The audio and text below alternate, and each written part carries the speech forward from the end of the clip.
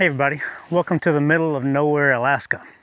We're out here exploring in our camper van, and today I'm reviewing the PeakDo LinkPower 1. And this thing is supposed to keep my Starlink Mini powered up and juiced up, whether we're in the yard, out on a boat, conserving battery life in the van, or dodging bears on a hike. Now, this is the second one I've received. The first one I got, there was some issues with it, but to their credit, the company had great customer service and they sent me out a replacement faster than you can say moose crossing. And now, we're ready to put it through the paces. Let's do this.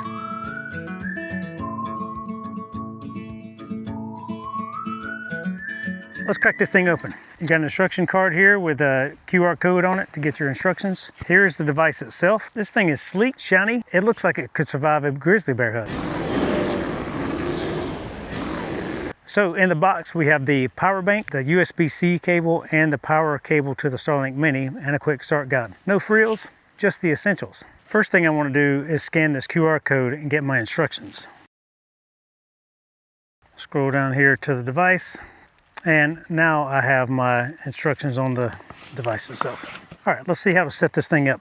Tells me what's in the box, tells me all the device overview. So you've got the power block back here where your short little power cable goes into. So I'll plug that in here now. Up front, you've got a USB-C inlet or outlet. So this thing can be used to charge up my phone, for example, from the battery on the device itself. And you've got a power button over here, and you got three little screw posts at the bottom to screw in a tripod of some sort. So on the setup, it shows place the Starlink Mini, and it says place it on a flat surface, but I'm gonna do it like this. You plug it into the device, so plug in the power device there. Once you get it here, you slide it into the same exact little position that you would any other Starlink mount, and it clicks right in. It's like they were made for each other. No wobble, no fuss, just a perfect fit. And I love that little clicking sound when it goes in. The battery is at 1.37 pounds, and then combined with the 2.4 pounds of your Starlink, you get 3.8 pounds total. Next step is to plug in the device using a USB-C plug right here. That activates the battery because when it ships, it's turned off. So let's go plug it in real quick.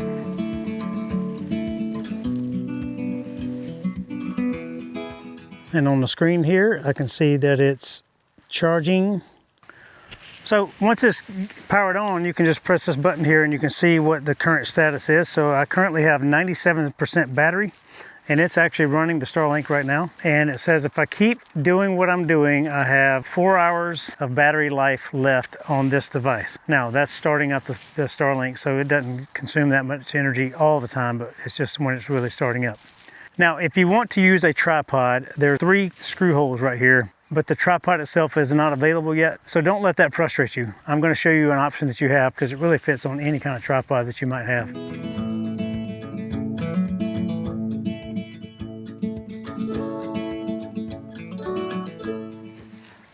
And if you've been out on a hike and you stop somewhere and you need to do a thing like make a phone call or check the internet or whatever you might need to do, this is a great way to set that up, and I'm going to show you real quick.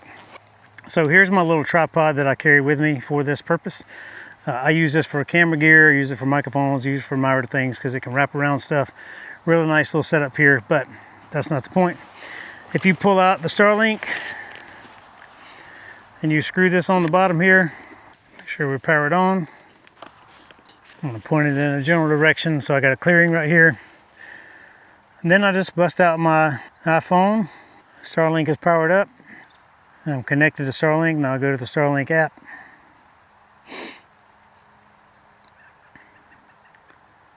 It's still trying to find the satellites and line itself up right now. And there are minimal obstructions right here in this pretty particular part of where I'm at.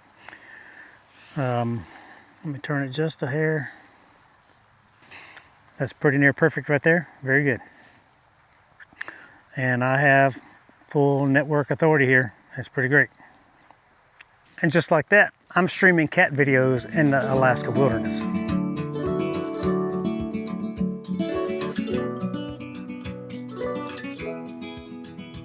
We've been out fishing with our friends for the last couple of days in the middle of nowhere with no cell phone reception, and I was able to power my Starlink on the boat, and everybody had Wi-Fi when they needed it.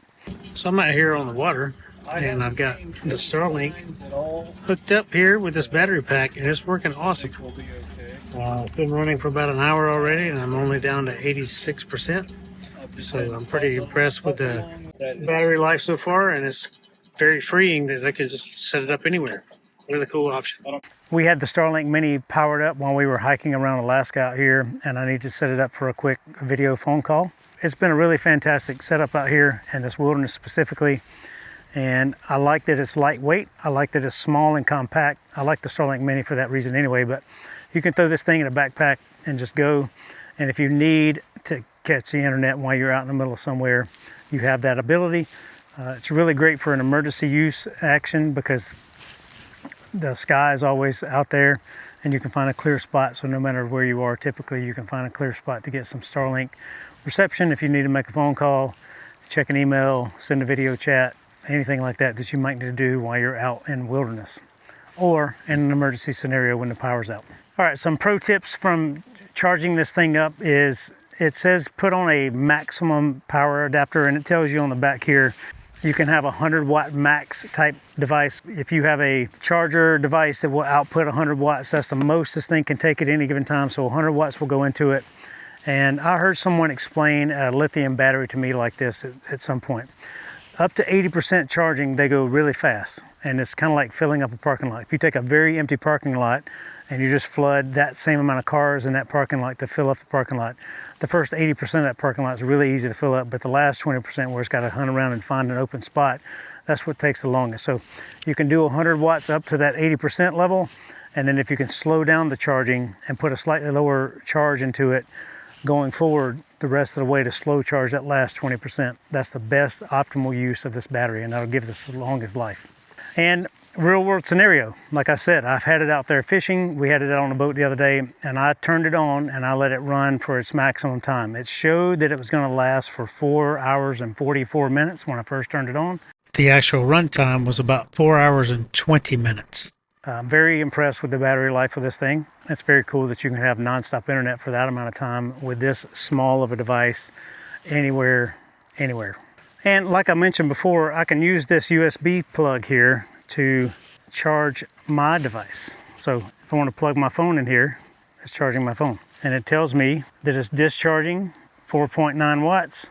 And that amount of discharge, I would have 18 hours of battery left while discharging. So I love that it gives you a real-time data set for what you're doing at that moment and tells you that's how much battery you would have left if you continue doing that thing. That's a very neat feature. I love the screen on here. Is it going to power my dreams of becoming an Alaskan lumberjack? Probably not, but it's pretty close. This tiny little screen here is fantastic. It shows you battery level, electric output, whether it's charging or discharging. It's like having a mission control on your power bank. Clear, bright, and super useful. Now, there's also a Bluetooth feature that goes with this device, and you can use it on your phone or you can use it on your laptop. The only downside right now, there's no application to use it on an iPhone. It has to be an Android or a laptop. Hey friends, one thing I learned while editing the video that they have since updated their manual, and there is an application for the iPhone.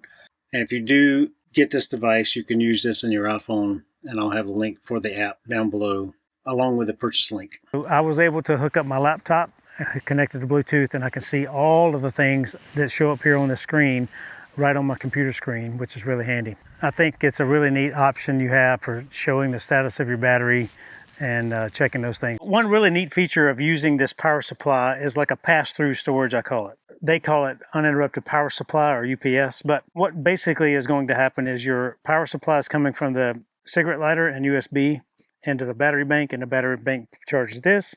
So if you do have an interruption power, you don't have to go through the restart process, the startup cycle for the Starlink Mini to restart up again. So it's a nice thing to have in that regard. So there you have it, folks. The PeakDo LinkPower 1. It's compact, it's powerful, it's survived our Alaska adventure so far.